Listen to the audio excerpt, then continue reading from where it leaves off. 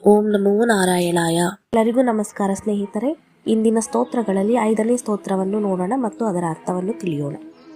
ಕೃತಾಂನಾಯ ಗಾಯಂ ಖಗಾದೀಶಯಾನಂ ತೇನ್ರಿದಾನಂ ಹರಾರಾತಿಮಾನಂ ಸ್ವಭಕ್ತಾನುಕೂಲಂ ಜಗದೃಕ್ಷಮೂಲಂ ನಿರಸ್ತಾರ್ಥಶೂಲಂ ಭಜೇಹಂ ಭಜೇಹಂ.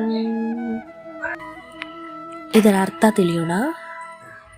ವೇದಗಳು ಹಾಡುವವನಾದವನು, ಗರುಡನ ಮೇಲೆ ಸಂಚರಿಸುವವನಾದವನು, ಮೋಕ್ಷದ ಮೂಲ ಕಾರಣನಾದ ಶತ್ರುಗಳನ್ನು ಜಯಿಸುವ ಸಾಮರ್ಥ್ಯ ಹೊಂದಿದವನು, ತನ್ನ ಭಕ್ತರಿಗೆ ಅನುವಾಗಿರುವ ಜಗತ್ತಿನ ಮಹಾವೃಕ್ಷದ ಮೂಲವಾಗಿರುವವನು, ದುಃಖದ ತೀಕ್ಷ್ಣ ಬಾಣಗಳನ್ನು ನೀಗಿಸುವ ಪರಮಾತ್ಮನನ್ನು ನಾನು ಭಜಿಸುತ್ತೇನೆ. ಎಲ್ಲರಿಗೂ ಶುಭವಾಗಲಿ. ವಂದನೆಗಳು.